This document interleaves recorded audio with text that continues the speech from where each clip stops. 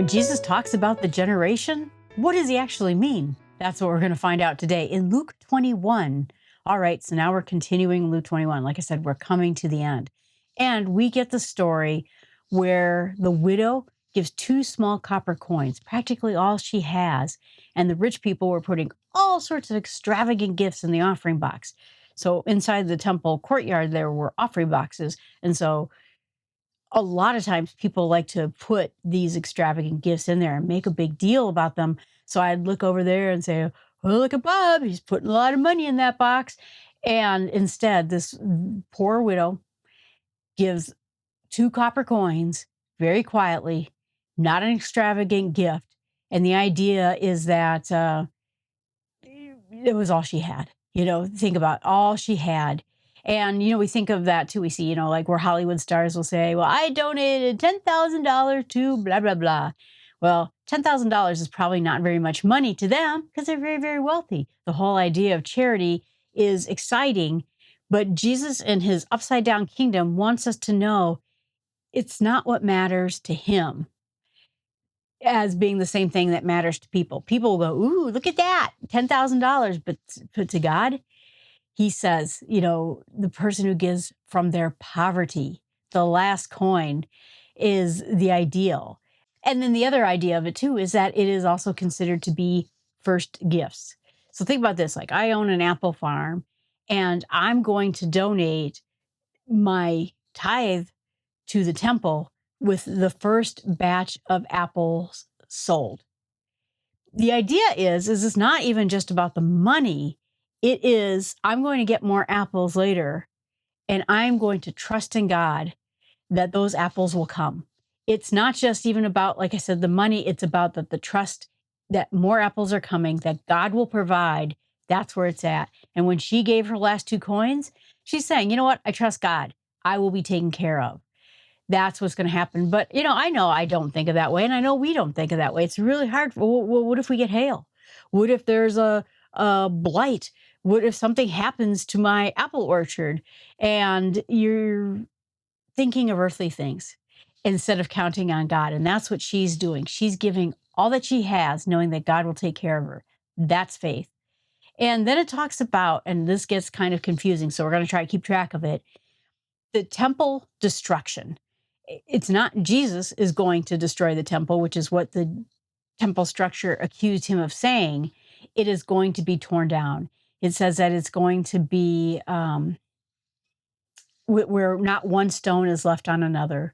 And that's going to be the main, temple building itself. Not all of Jerusalem. Jerusalem was leveled pretty soundly, but I've been watching a bunch of videos lately on these tours of the old city of Jerusalem. I haven't been there for a while now, and it's amazing what has happened since I've been there. But they found 60-ton rocks. I forget, they're the size of buses. How do you get a rock without modern technology into the temple? So essentially where you see is the temple kind of gets leveled right above that point because, again, who's going to move a 60-ton rock? So they leveled the temple itself, but the walls and the parts of it, the structure of it, some stones still stood there. In fact, I got to see some of those stones because I was part of an archaeological dig. We got a tour of the destruction area. So that was under and behind the temple wall. And so we got to see it. Back when I went there, it was this little tiny tunnel and there really wasn't much to see. There's a whole thing down there now. You can watch them on YouTube, whole videos of what is under the temple. It's amazing right now. Anyway, it's a big city. And so, he says it's going to get torn down. And that happened at 70 AD. And what's interesting about it is that Jesus is telling him this somewhere in 33 AD. So it's about 37 years before this even happens. And people are shocked. This temple is just being rebuilt. It started in about 20 BC, where Herod started building the temple. This thing is huge. Like I said, I have seen rocks as big as people. I'm short. And when I looked at some of the rocks, they were, I don't want to say big as people, but they were half the size I am tall. How can you tear this down? We just built this thing up.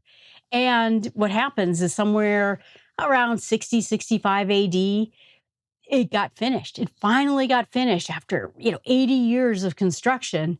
And a few years later, the whole thing gets torn down to the ground. It's shocking. Him saying that the temple is going to be torn down, shocking. People would be scared. This is a horrifying message. And this is going to be our connection point to,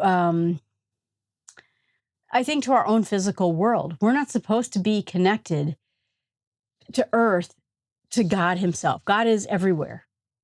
It was something that was in the Old Testament. They had the tabernacle. They carried God through in these tents. I think because people's minds were not in a place where they could accept that at that point.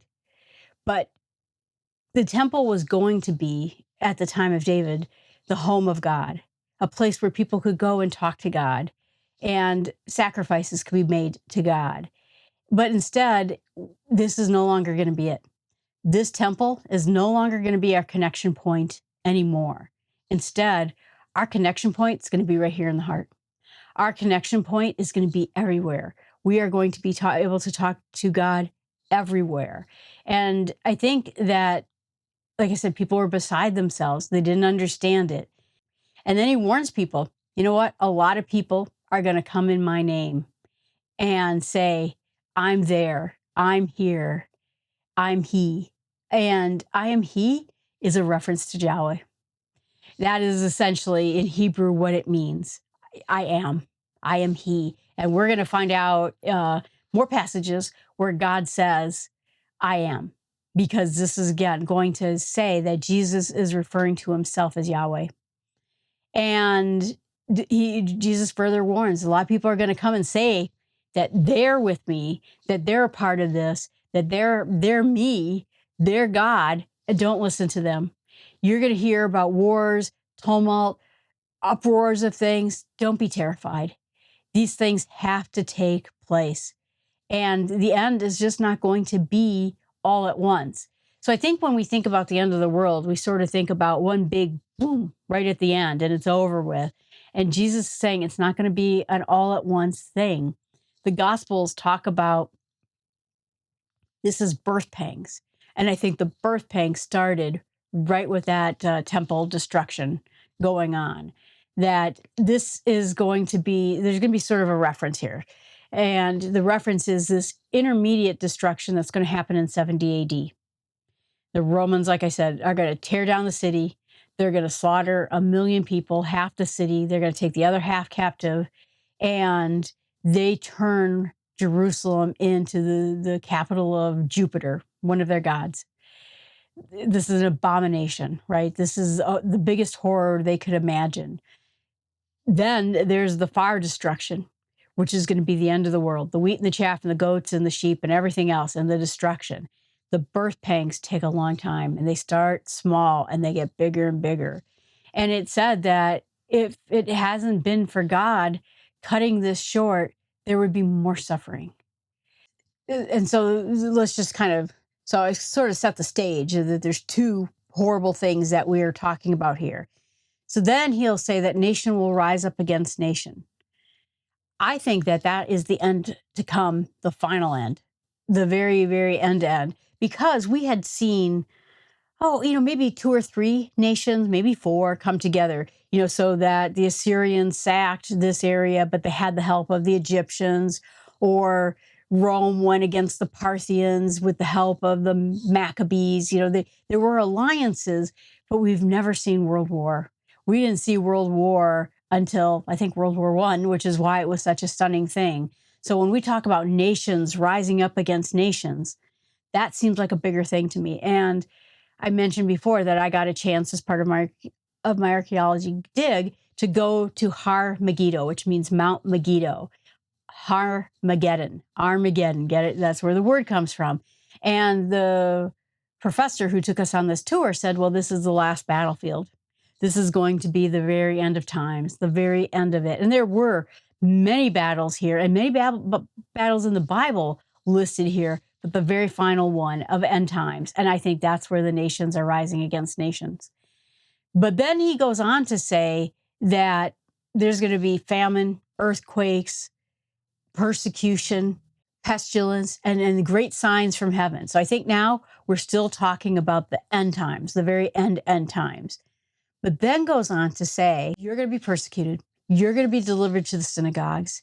You're going to have all these horrible things happen to you. Now I think he is talking not about the 70 AD and not about the end times, but he is talking about what's going to happen to his apostle and his disciples right after his death. They are chased everywhere and are put in captivity, put to death. That's how I got Paul. And those kinds of important things that are going to happen to them. You're going to be brought to governors. You're going to be brought to kings. Some go to Rome itself, right? Paul is on his way to talk to Nero. These are going to be things that happen in their lives. So this is going to be their apocalypse. I think their personal apocalypse, the church's apocalypse. It's not apocalypse because it's not the final end, but we're going to see persecution. And in this sense, they're going to be brought through the court system. We don't even think, I think, these days about persecution. Obviously, at least in America, people all over the world are still persecuted. People are still losing their lives for Jesus all over the world. We even heard of what's happening in Syria, that Christian churches who have been there since the beginning of the Christian church are being put to death, destroyed. The churches turned into mosques, that kind of thing. So this is going to be a continuation of what happened to the apostles and what happened to the early church. So there is going to be devastation, and there's still devastation to this time. And then he tells them, he says, don't think ahead of time. Don't meditate on what you're going to say. Don't worry about what you're going to do to defend yourself. I'll give you the words. And we know that it comes from the Holy Spirit, right? I'm going to put words in your mouth and wisdom that none of your adversaries will be able to withstand or contradict. And rely on God. In this terrible time of personal destruction, rely on God. We even saw that it talks about children delivering their parents and their brothers up to, turning them in, essentially turning them in. And that's going to happen too. And you'll be put to death. You'll be hated. You'll endure all of this because of your belief in God. But you know what? God is in control. And I'm going to help you in those moments. Don't be afraid. I mean, imagine this. I guess my first thought of it was thinking about Peter, who was afraid he was getting accused of being a follower of Jesus by a little girl, and he got afraid. And he's saying at this point, these things that are happening to you, this persecution that's going to happen to you, don't be afraid. I will put the right words in your mouth. You will be witnesses to kings. That's what Paul was. You will get to speak to many people, and I will put things in your word, and I will be right there with you. And at that point, Peter was scared. I don't know that he thought it was going to come that fast, but it comes that fast. And then he talks about the destruction of Jerusalem, where he's saying that it's going to be destroyed. If you can get out, flee, escape the city, run out. He's telling his disciples, get out of the city. And they do. That's exactly what happens. And that these days are there to fulfill what was written, the prophecies that were written. And people are going to be killed. People are going to be put in slavery. And he worries for the women who are pregnant and nursing during this time. It's not going to be easy for them. I think either they are in the city, certainly, or if they escape into the countryside, this is going to be awful. And it's going to be awful for everyone. And be prepared for this to happen. And that Jerusalem will be trampled until the time of the Gentiles is fulfilled. And like I said, this happens right at 70 AD, destroyed. And then it goes into, I think, talking about the end. So now we know that there's going to be signs in the sun, the moon, and the stars, the earth. It's going to be roaring of the seas and waves and people fainting with fear. And then there's going to be signs of the sun, the moon, the stars, the earth, stress of all the nations because of the roaring of the seas and people fainting with fear. This is going to be a big deal. This is going to be the end of times, I believe. and the power of heaven is shaken. And then you'll see the Son of Man coming in the clouds, power and glory. And this will take place. Now he's saying, essentially, straighten up, raise up your head. Redemption is near. We all need to see this, and we should stand tall, knowing that all this is going to happen. Don't be afraid. Don't cower. Don't faint in fear. This is something that's going to be hard for everyone, but this is the end. And this is, again, like I said, the separation of the wheat from the chaff, and the wheat from the wheat, and the goats from the sheep, and the angels are coming, and they're going to separate everything out. You just can't even imagine anything like this. And the sun and the moon and the stars, I mean, I just can't even think about it. And I think people worry a lot about this happening, and the wars and the plagues, and try to look for the signs. We always keep looking for the signs and write books about the signs, and we hope to figure it out. And I saw something, and I created an internet battle, so I'm not going to get into it. But someone said, I wish that people would worry about as much about Jesus coming back and saving all his people and bringing us the kingdom of heaven forever than as much as we worry about all the signs for it. We're looking for all the signs. I think Jesus even said that a couple of chapters ago. We look to the weather and we can figure out when it's going to rain and when it's going to snow, and we look for those signs, and we're not looking for these signs. But he is telling to hold our heads up high, be strong in this. This has to happen. We've seen a lot of references to this and parables, which we went over in other chapters. This is what Jesus is saying. The redemption is drawing near. And we got to remember that.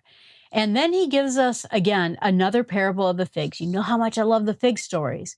So we've seen in the past that when we talk about figs, we talk about the figs not having fruit on it, or the figs representing Israel, right? The fig tree. And it's not producing fruit. And it's not doing the thing it should do. So many times we've seen that fig tree represent the people not bringing God the harvest. But in this case, it's a different parable. And he says, you look to the tree, the fig, it's starting to leaf out, and you know summer is near, and that the good times are coming. The kingdom of God is coming true. When you see that fig tree growing leaves, producing fruit, and this is where he says, truly I say to you, this generation will not pass away until all this has taken place. Heaven and earth will pass away, but my words will never pass away. And so this is where it gets very confusing, because we've now talked about sort of three bad things. What's going to happen to the apostles, what's going to happen to Jerusalem, and what's going to happen at the very end of times. But think of them, like I said, as birth pangs. As you go into labor, the pains get bigger and bigger, worse and worse. But at the very end, baby, a miracle happens. And this is what he's saying, that, you know what, all this is going to pass away. The heavens and the earth, all of this is going to happen. But it means God is coming near. And then when he says this generation, this always confuses people, because when we think of a generation, right now, we think of it as being sort of 25-ish years, right? I'm Gen X, those kinds of things. In some cases, generations have tended to mean something a little bit bigger, like the generation of mankind. And we are in the generation of mankind.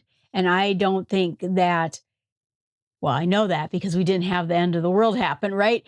The generation of mankind will not go away until this very end. And that's kind of the point. And I think that some of these apostles heard this and took it as to being all of this, all three of these events are going to happen in our lifetime. So if you think that these are sort of like 20-year-old guys, somewhere in their 20s, and we're going to get persecuted, Jerusalem's going to come down, and then the end of the world is going to happen. Some people felt, in answering the question, why didn't the apostles start writing the Gospels down earlier in their lives? Wouldn't you, if you ran off into the hills because you're being persecuted by Rome and the temple structure, let's get this down so that everyone can hear the word of God. You're thinking, no, I have to go visit this church and that church. I have to go to India. I have to go to Spain. I have to go over here. I have to go over there. I have to get this word out. There's an urgency to this message. And I think when they got older and they started to realize this, he didn't mean us. He didn't mean generation as compared to us being still alive. We have to get this written down so everyone understands what's going to happen. But essentially saying that these generations meant different things to different people. Like I said, for us, it's about 25-ish years. Some people felt it was 120 years. And then other people felt like the generation of mankind. So we are still in the generation of mankind right now. And this is talking about the very ends of everything. And that's when Jesus comes in glory. And it's not going to be like it was in the past. Every human being sees him at the same time. This is not going to be the humility of a baby in Bethlehem. Instead, this is going to be a big worldwide event. His word will never pass away, even if this world does, even if all these earthly things goes away. Don't go around drinking. Don't look away. Don't be unexpecting, right? This is, again, the kind of the idea of the parable of the brides who are waiting for their bridegroom, and some didn't have oil. Be prepared. Be ready for this. And this is going to come around as a surprise.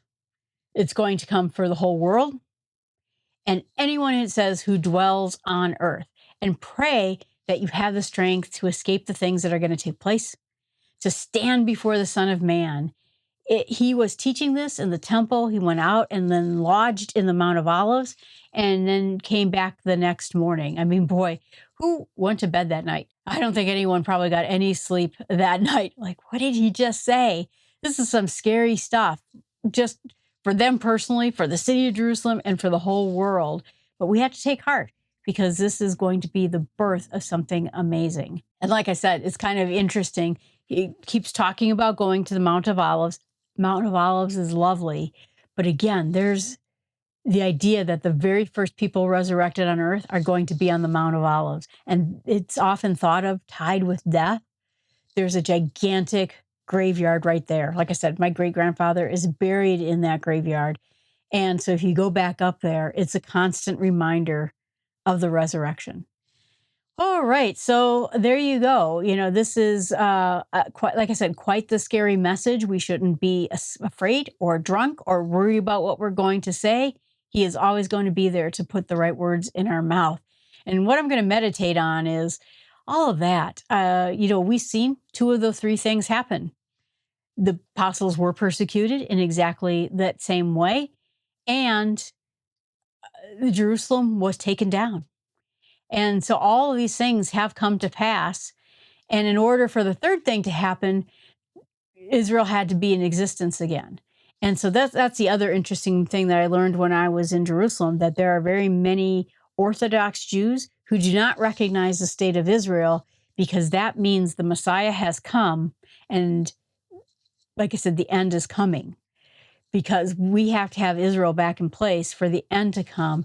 And so they don't recognize it, because that would mean things in their belief system aren't true. And I'm just going to, meditate on all that.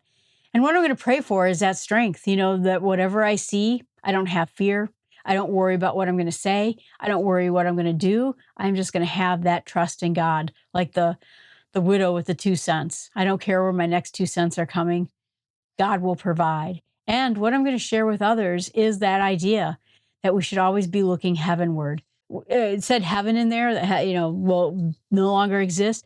There were kind of many heavens in the Bible. The first heaven is when we look up in the sky, right? And we see stars. That's the idea. Everything material, everything that was built, gone. What we should focus on is the kingdom of heaven. That's going to be the everlasting. And his word will never end. That word will always be there. All right. Well, if you have anything to say to me, please email me at jill@startwithsmallsteps.com. Leave a comment in the chat. I'd love to hear from you. Please tell a friend. Maybe start reading the Bible one small step at a time together. And you could discuss what it means to you. There are links in this podcast and on my website, thebibleinsmallsteps.com. That is a RAMPS Bible study. Read, analyze, meditate, pray, and share. RAMPS. I just made up ramps. Could have been something else, but ramps was good. So there's a worksheet there that you can fill out for yourself if you want to go through this Bible study as well. Thanks so much. Have a great night and sweet dreams.